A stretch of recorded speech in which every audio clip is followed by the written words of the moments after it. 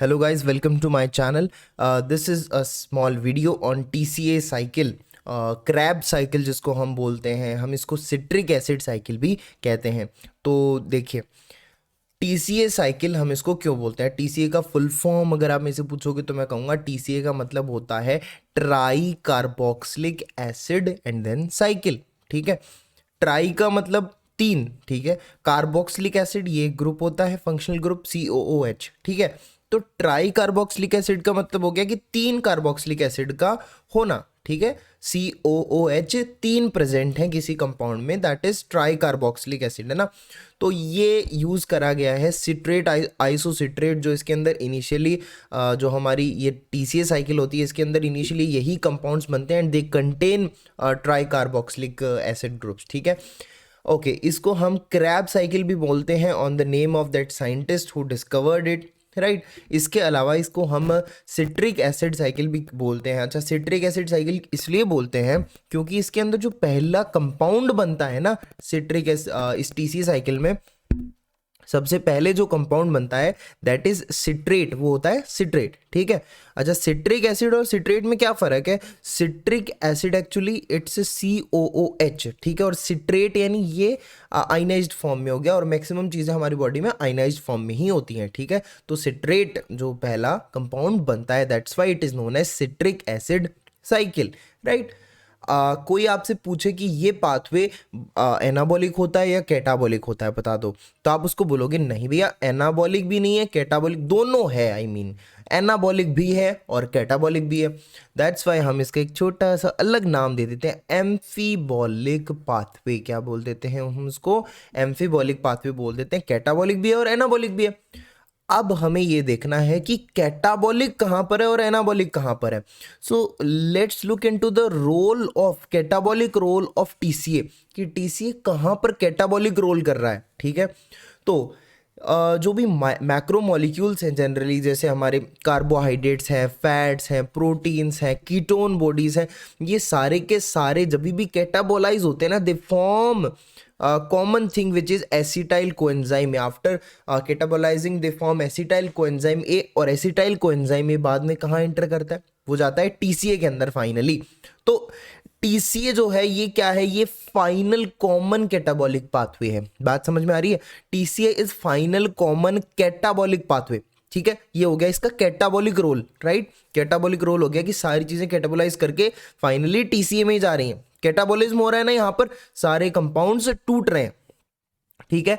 तो anabolic role में कहाँ है? एनाबॉलिक रोल वहां है जहां पर इसके जो इंटरमीडिएट्स हैं TCA साइकिल के, उनसे कुछ ना कुछ अलग चीजें बनाई जा रही हैं। जैसे many TCA intermediates are used to synthesize many important compounds in the cell. For example, इसका एक बड़ा फेमस एग्जाम्पल जो कॉमन है वो हम ले लेते हैं, सक्सिनाइल को ए जो है, इससे हीम बनता है, ठीक है, हीमोग्लोबिन वाला हीम है ना।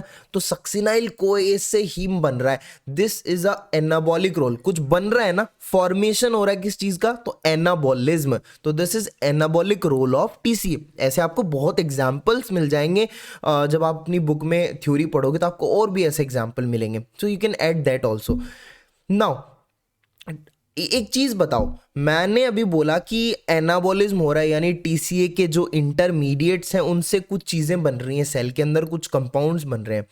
तो इस तरीके से अगर एक साइकिल में से आप चीजों को निकालते जाओगे तो क्या साइकिल डिस्टर्ब नहीं हो जाएगी? उसमें चीजें खत्म नहीं हो जाएंगी? फॉर एग्जाम्पल, ये हमारी TCA साइकिल है, ठीक है। मान लो अगर मैं इसमें से मान लो कि ये सक्सिनाइल कोएंजाइम है, मैं इसको निकालता जा रहा हूं, इससे कोई और कंपाउंड बना रहा हूं, तो क्या इस साइकिल में इस सक्सिनाइल कोए की कमी नहीं हो जाएगी? ऑब्वियसली हो जाएगी। तो वो जो कमी हो जाएगी उसको कैसे पूरा करा जाए, कैसे चीजें वापस मतलब उसको रिस्टोर करा जाए, रिप्लेनिश करा जाए? तो TCA इंटरमीडिएट्स का जैसे हम यूज करते जाते हैं तो वो खत्म होने स्टार्ट हो जाएंगे। दैट्स वाई यहां पर होती है हमारे पास एनाप्लेरोटिक रिएक्शन। क्या होती है? एनाप्लेरोटिक रिएक्शन होती है। Anaplerotic reaction replenishes TCA intermediate, right, ठीक है। एग्जाम्पल, पाइरुवेट से ऑक्जेलो एसीटेट का बनना, ठीक है, पायरुवेट से ऑक्जेलो एसीटेट का बनना, to replenish this oxaloacetate in the cycle, pyruvate से ऑक्जेलो एसीटेट बन जाता है। This is most important anaplerotic reaction, this is most important anaplerotic reaction, क्योंकि ऑक्जेलो एसिटिक एसिड तो सबसे मेन है ना। अगर मान लो इससे आप कोई कंपाउंड बना रहे हो, इसकी कमी होने लगी तो साइकिल तो बस ठप हो जाएगी। तो इसलिए पायरुवेट से ऑक्जेलो एसीटेट बनने लग जाता है। This is most common, most important anaplerotic reaction. Okay, एक चीज है ना, हमने पहले भी पढ़ी हुई है कि जो टीसीए साइकिल है ये वाइटल साइकिल होती है। वाइटल साइकिल होती है मतलब ये हमारे फूड स्टेटस पे डिपेंड नहीं करती, ये हॉर्मोन्स पर भी डिपेंड नहीं करती। तो भाई साहब किस चीज पर डिपेंड करती है? It depends upon energy status of the cell. सबसे पहली चीज जिस पर ये डिपेंड करती है, this is energy status of cell, है ना। और दूसरी चीज क्या है जिस पर ये डिपेंड करती है? It depends upon the availability of ऑक्जेलो acetate. कई लोग ये सोचेंगे यहां पर कि भैया अवेलेबिलिटी ऑफ एसिटाइल कोए होना चाहिए ना, क्योंकि पायरुवेट से बनता है एसिटाइल कोए, उससे फिर फर्दर हमारी आगे जाकर के टीसीए साइकिल होती है। तो ये होना चाहिए ना, इसकी अवेलेबिलिटी टीसीए डिपेंड करना चाहिए इसकी अवेलेबिलिटी पर। लेकिन ऐसा नहीं होता है, क्योंकि टीसीए ये एसिटाइल कोई तो यार बॉडी में बड़ा अबंडेंट होता है, ये तो कहीं से भी मिल जाता है, काफी पाथवेज में बनता है। तो इसकी अवेलेबिलिटी कोई मुश्किल बात नहीं है कि नहीं ये नहीं मिलेगा, ये मिल जाता है जनरली बॉडी के अंदर। लेकिन यहां पर जो नहीं मिलता है, जो इंपॉर्टेंट है, वो है ऑक्जेलो एसीटेट। तो अवेलेबिलिटी ऑफ ऑक्जेलो एसीटेट, इस पर डिपेंडेंसी होती है टीसीए साइकिल की, हाँ या ना? ठीक है, ऑक्जेलो एसीटेट ये इसके साथ साथ फर्स्ट सबस्ट्रेट है टीसीए का। तो आपसे अगर कोई क्वेश्चन पूछे कि first substrate of TCA is, तो आप कहेंगे ऑक्जेलो एसीटेट।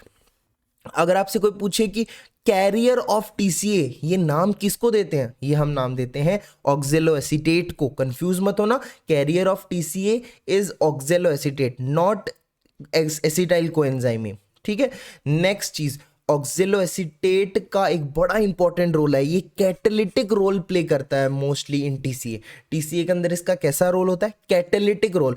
कैटालिटिक रोल से मैं क्या बोलना चाह रहा हूं, इसका रोल एक एंजाइम की तरह बच्चों, एंजाइम की तरह मतलब एंजाइम एक रिएक्शन में आता है, अपना काम करता है, लेकिन खुद उसमें यूज नहीं होता है। ठीक है, वो at the end of the reaction हमें एंजाइम वैसा का वैसा मिल जाता है, बस वो रिएक्शन करवा देता है ना, उसकी रेट को कंट्रोल करता, खुद कंज्यूम नहीं होता। तो उसी तरीके का रोल कुछ ऑक्जेलो एसीटेट का होता है।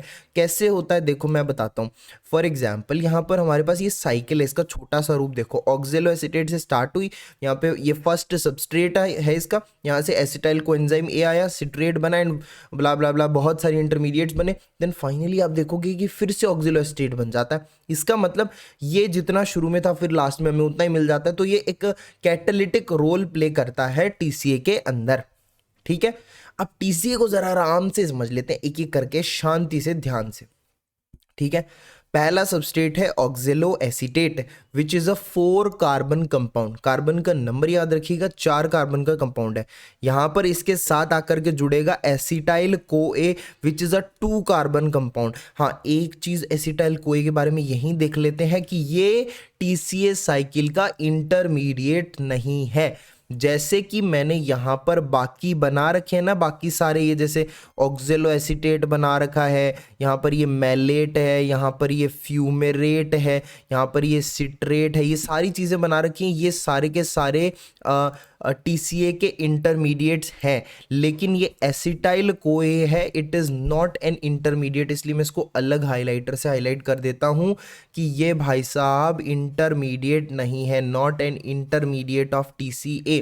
कीप इन माइंड, ये इंटरमीडिएट नहीं है टीसीए का। ओके, तो शुरू करते हैं। 4 कार्बन है, यहां से एसिटाइल कोएंजाइम के 2 कार्बन आए, तो सोचो जब 4 कार्बन और 2 जुड़ रहे हैं तो एक 6 कार्बन का कंपाउंड बनेगा जिसको हम सिट्रेट कहते हैं। और एंजाइम जो इन्वॉल्व होता है that is citrate synthase enzyme है, सिट्रेट सिंथेज। सिट्रेट बन गया, अब सिट्रेट से बनेगा आइसोसिट्रेट, आइसोमर बन रहा है ना। यहाँ पे एंजाइम इन्वॉल्व होता है एकोनिटेज, कार्बन नंबर रिटेन रहता है, एकोनिटेज एंजाइम होता है। देखने से ऐसा लगता है कि ये जो एंजाइम है एकोनिटेज ये आइसोमरेज होना चाहिए, लेकिन ये आइसोमरेज नहीं है। कीप इन माइंड ये आइसोमरेज नहीं है, ठीक है। तो ये क्या है, ये लाइज है, ठीक है, ये लाइज है। Now let me tell you, यहाँ पर दो एंजाइम ऐसे हैं जो लाइज कैटेगरी में आते हैं। एक तो ये एकोनिटेज है, मैं अलग हाइलाइटर से इनको थोड़ा सा सजा देता हूँ, रंगीन बना देता हूँ। देखिए दो एंजाइम्स हैं यहाँ पे, एक तो ये एकोनिटेज है और एक है ये फ्यूमेरेज, ठीक है।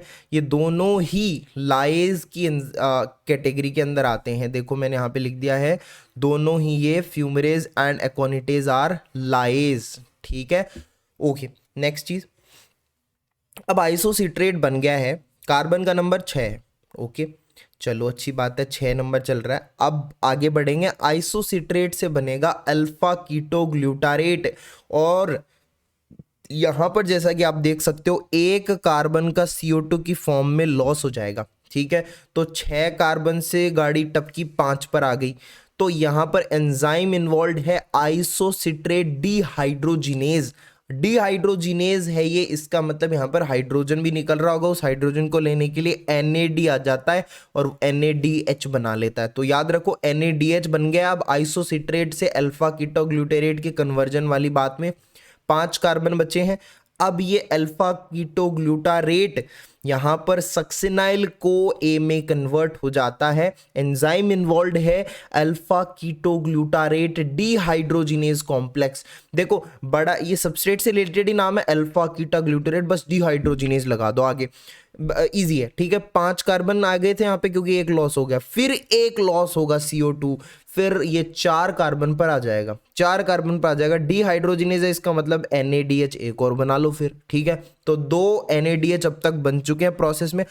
अब यहाँ पे आप देख पा रहे होगे कि आधी हमारी जो साइकिल है वो फिनिश हो चुकी है, और इसके अंदर, इस आधी साइकिल के अंदर हमारे पास अभी तक 2 तो NADH बन चुके हैं, ओके। हमारे पास 2 CO2 निकल चुके हैं यहाँ पर, ये मेन चीजें हैं इसके अंदर, ठीक है। अब ये सक्सिनाइल को ए है, ये 4 कार्बन का है, और आप देखोगे कि next half of the cycle के अंदर कार्बन का नंबर बिल्कुल भी वेरी नहीं करेगा। ये सारे के सारे जो इंटरमीडिएट्स हैं, अब इनको हाईलाइट करना मैं भूल गया, देखो फिर हाईलाइट कर, आइसोसिट्रेट बना, फिर ये बना अल्फा कीटोग्लूटारेट, देन सक्सिनाइल को ए बन गया, ठीक है। देन हमारे पास यहाँ पे बनेगा सक्सिनेट, सक्सिनेट से fumarate, malate, then oxalo acetate. तो बड़ा ध्यान से सुनना, 4 कार्बन है और यहाँ पर भी ऑक्सिलो एसीटेट में 4 कार्बन है। तो कार्बन का नंबर अब इन इंटरमीडिएट्स में 4 ही रहेगा, कार्बन का नंबर रिटेन रहेगा, लास्ट में 4 कार्बन कंटेनिंग ऑक्सिलो एसीटेट हमें फिर से मिल जाएगा। तभी तो बोला था कि ये कैटालिटिक रोल करता है रिएक्शन के अंदर, ठीक है। देखो सक्सेनाइल को ए, अब ये जो कोए वाला ये बॉन्ड होता है, it is a very high energy bond, ठीक है। जैसे फॉस्फेट जो होता है वो हाई एनर्जी बॉन्ड होता है, वैसे ये भी हाई एनर्जी बॉन्ड होता है। तो ये जब ब्रेक होगा, ब्रेक करा जाएगा बाय सक्सिनेट थायोकाइनेज, तो यहाँ पर हमारे पास ATP या GTP बनती है at this substrate level. That's why हम बोलते हैं कि यहाँ पर सबस्ट्रेट लेवल फॉस्फोराइलेशन हो रहा है, ठीक है। सबस्ट्रेट लेवल फॉस्फोराइलेशन हो रहा है। GTP, वैसे यहाँ पर ATP बनती है, आप देखोगे अभी धीरे धीरे इसमें बुक्स में आपको GTP लिखा हुआ मिलेगा, लेकिन मोस्टली कंडीशंस के अंदर यहाँ पर ATP बनता है। मैं अभी इस चीज़ को फिर से थोड़ा एलिबरेट करूँगा, एक बार वेट करिए आप।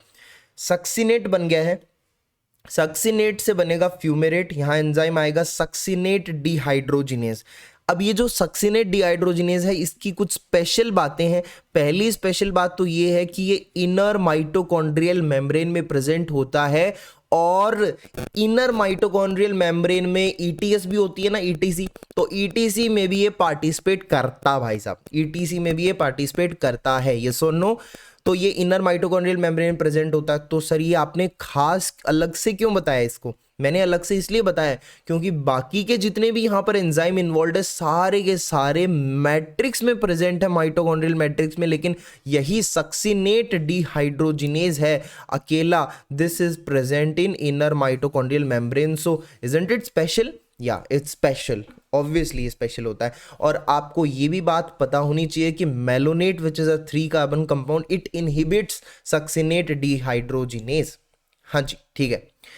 अब फ्यूमेरेट फ्यूमेरेज से कन्वर्ट हो जाएगा मेलेट के अंदर। मेलेट यहाँ पे एंजाइम लोड होगा, मेलेट डिहाइड्रोजिनेज, फिर से डिहाइड्रोजिनेज है, इसका मतलब यहाँ पे फिर से एक बार NADH बनेगा, हाइड्रोजन निकलेगा और मेलेट से बन जाएगा फिर ऑक्जेलो एसीटेट। तो अब आप देख पा रहे हो कि मोटा मोटा हमने देख लिया कि पूरी प्रोसेस के अंदर 3 NADH बन गए हैं, एक ATP या GTP बन गया है। ओहो ये तो मिस कर दिया, एक FADH2 भी इस वाली स्टेप में बन जाता है when succinate is converting into fumarate, right. अब ये वाली जो 2 स्टेप्स हैं यहाँ पर कुछ कुछ पॉइंट्स अभी आप देख लीजिए। जैसे ये वाली जो 2 स्टेप्स हैं यहाँ पर B1 और B3 एंजाइम्स भी यूज होते हैं, ठीक है। ओके नेक्स्ट चीज, कभी भी आपके सामने काइनेज लिखा हुआ आता है ना, तो उसका EC नंबर वाला कॉन्सेप्ट पढ़ा था ना हमने, एंजाइम कमीशन नंबर। तो जो काइनेज कभी भी आपके सामने एंजाइम आता है आप EC नंबर 2 बता देते हो, लेकिन ये थायोकाइनेज के साथ एक चीज डिफरेंट है कि थायोकाइनेज के अंदर इस समय EC नंबर 6 होता है, ठीक है। EC number is 6, remember it, thiokinase में EC नंबर 6 होता है, नॉर्मल काइनेज के अंदर EC नंबर 2 ही होता है, ठीक है। अब ये जो थायोकाइनेज होता है ये प्रोड्यूस करता है ATP, ये नॉर्मल केस है भाई, ATP प्रोड्यूस करता है नॉर्मली। अगर मैं आपसे पूछूं कि थायोकाइनेज क्या प्रोड्यूस करता है, ATP या GTP, तो आप ATP बताओगे। अब मैं बताऊं, थायोकाइनेज प्रोड्यूस लीवर, मतलब produces what thing in kidney, liver during fasting या फिर स्टारवेशन। तो अब क्वेश्चन को मैंने थोड़ा स्पेसिफाई कर दिया है कि लीवर में और किडनी में ड्यूरिंग फास्टिंग या फिर स्टारवेशन ये क्या प्रोड्यूस करता है, थायोकाइनेज ATP प्रोड्यूस करता है या फिर GTP प्रोड्यूस करता है। It is a specific question कि ड्यूरिंग स्टारवेशन या फिर fasting in liver and kidney. तो देखो फास्टिंग और स्टारवेशन के दौरान हमारी एक प्रोसेस होती है जिसको बोलते हैं ग्लूकोनियोजेनेसिस, यानी नया ग्लूकोज बनता है। And for synthesis of this new glucose via gluconeogenesis, requirement of GTP is there, GTP required होती है। तो भाई साहब जब ग्लूकोनियोजेनेसिस में GTP रिक्वायर्ड है, एंड ग्लूकोनियोजेनेसिस होता कहाँ पे, लीवर में और किडनी में, तो GTP यहां पर अगर रिक्वायर्ड है तो थायोकाइनेज क्या बनाएगा, GTP बनाएगा। तो thiokinase produces GTP in liver and kidney during fasting and starvation, because GTP की जरूरत है ग्लूकोनियोजेनेसिस के अंदर, ठीक है। लेकिन आप क्वेश्चन को थोड़ा मॉडिफाई कर देते हैं, thiokinase produces in liver and kidney during fed state के अंदर ये क्या प्रोड्यूस करता है, तो फैड स्टेट में नॉर्मल अपनी ATP प्रोड्यूस होती है, ओके। लेकिन अगर फास्टिंग और स्टारवेशन की बात करें वहां पर GTP प्रोड्यूस होती है, क्योंकि ग्लूकोनियोजेनेसिस में GTP की रिक्वायरमेंट होती है। नेक्स्ट चलिए आगे बढ़ते हैं, ओके। नेक्स्ट चीज, 2 CO2 यहां पर रिलीज हो रहे हैं। एक चीज ध्यान रखना, यहां पर 2 CO2 रिलीज हो रहे हैं ना, एक तो ये वाला हो गया और एक ये वाला हो गया। अगर आपसे कभी क्वेश्चन में कोई ये पूछ ले कि ये 2 CO2 हैं, इनका सोर्स क्या है, ये कहां से आ रहे हैं, तो simply you have to tell that ये जो 2 कार्बन है इनका सोर्स, ये कार्बन का सोर्स है, ये है ऑक्जेलो एसीटेट। मतलब आपसे क्वेश्चन ऑप्शन में ये आ सकता है कि या फिर तो ये एसिटाइल कोए से आ रहे हैं या फिर ये ऑक्जेलो एसीटेट से आ रहे हैं, राइट। तो इन दोनों ऑप्शंस में से आप कर देंगे ऑक्जेलो एसीटेट, एसिटाइल कोए नहीं आएगा, ठीक है। तो कार्बन का सोर्स क्या है, ऑक्जेलो एसीटेट, राइट। अब एनर्जी का हिसाब किताब कर लेते हैं थोड़ा, एनर्जी भी तो प्रोड्यूस हुई है थोड़ी। तो जब आप एक एसिटाइल कोयल लेते हो, एक एसिटाइल कोयल जब एंटर हो रहा है साइकिल के अंदर, तो वहां पर 3 तो बन रहे हैं NADH। देखा था ना हमने 3 NADH कौन से थे, देख लो, एक NADH यहां बन गया, एक यहां बन गया, फिर एक यहां बन गया, 3 NADH बन गए हैं। एक FADH2 बना है, एक ATP या फिर GTP बन गया है, ओके। तो जरा गौर से देखिए, 3 NADH बन गया है, एक FADH2 and 1 ATP and GTP। According to new energetics 3 NADH है तो 1 NADH देता है 2.5 YETC, ठीक है। तो आ जाएगा कुल मिला के 7.5 यहां से ATP हमें मिलेंगे, ठीक है। अब एक FADH तो हमें 1.5 ATP देगा, और एक एटीपी, वो तो एक है ही, ठीक है, उसको सिंपली ऐड कर देंगे तो आप टोटल देखोगे हमारे पास 10 एटीपी हमें मिलेंगी पर एसिटाइल कोए मॉलिक्यूल। यानी एक एसिटाइल कोए का अगर मॉलिक्यूल गया है साइकिल में तो 10 एटीपी निकल करके आएंगी, है ना। लेकिन लेकिन लेकिन 10 एटीपी ये कब है, जब एक मॉलिक्यूल गया है। तो ध्यान से सुनना, जब भी कंप्लीट ब्रेकडाउन होता है ग्लूकोज का, whenever there is complete breakdown of glucose, जैसे ये ग्लूकोज है, ये कंप्लीट ब्रेकडाउन होता है, ग्लूकोज से बनेंगे 2 पायरुवेट के मॉलिक्यूल्स एंड इन बिटवीन यहाँ पर ग्लाइकोलिसिस में 7 एटीपी आ रहे हैं, एरोबिक ग्लाइकोलिसिस में, एनारोबिक नहीं, एरोबिक ग्लाइकोलिसिस में 7 एटीपी आ रहे हैं, ठीक है, क्योंकि हमने कंप्लीट ब्रेकडाउन बोल दिया तो एरोबिक कंडीशन ही लेंगे। 2 पायरुवेट से बनेंगे लिंक रिएक्शन से 2 एसिटाइल कोए, यहां पर अपने पास 2 NADH बन जाते हैं एंड 2 NADH से फिर 5 ATP आ जाएंगे, ठीक है, ओके। देन 2 एसिटाइल कोए जब एंटर करेंगे TCA के अंदर, एक एसिटाइल कोए 10 ATP ला रहा था तो 2 कितने लेकर आएंगे, ये कुल मिला के 20 ATP लेकर आएंगे। तो कुल मिला के आप देखोगे 32 ATP मिल जाएंगे। तो कंप्लीट ब्रेकडाउन ऑफ ग्लूकोज से हमें 32 या 32 ATP मिल जाते हैं। लेकिन क्वेश्चन में अगला स्पेसिफाई कर दे कि एरोबिक ग्लाइकोलिसिस में 7 ATP, ठीक है, लिंक रिएक्शन में 2 NADH है, ठीक है, यहाँ पर नेक्स्ट चीज, हाँ, और ये जो अगर आपसे बोल रहे कि TCA साइकिल के अंदर 20 ATP, ठीक है, in condition of complete breakdown of glucose, ठीक है, ओके। तो 2 अगर मॉलिक्यूल लेंगे तो 20 बनेंगे, एक लेंगे तो 10 ATP बन जाएंगे, okay. Next thing, TCA cycle aerobic condition में होती है या एनारोबिक कंडीशन में होती है, ये क्वेश्चन अराइज होता है। तो let me tell you, TCA cycle जो होती है ये एरोबिक सिचुएशंस में होती है, ठीक है। हालांकि जो एंजाइम है ये O2 नहीं यूज करते हैं, ठीक है। TCA का कोई भी एंजाइम आप उठाओगे तो वो O2 यूज नहीं करता है, दे डोंट यूज O2। फिर भी हम बोल रहे हैं कि एरोबिक कंडीशन में होती है, ठीक है, एंजाइम O2 यूज नहीं कर रहा है। तो लेकिन पता है क्या होता है कि जब एनारोबिक कंडीशन में इसको रख दिया जाता है तभी भी TCA साइकिल नहीं चल पाती। क्यों नहीं चल पाती, इसका भी कोई रीजन होगा। देखो मैं थोड़ा सा मैशअप हो गया, सिंपल शब्दों में बोलता हूँ, TCA है ना वो एरोबिक कंडीशन में चलती है, लेकिन आप सोचो इसका कोई एंजाइम तो O2 यूज ही नहीं कर रहा।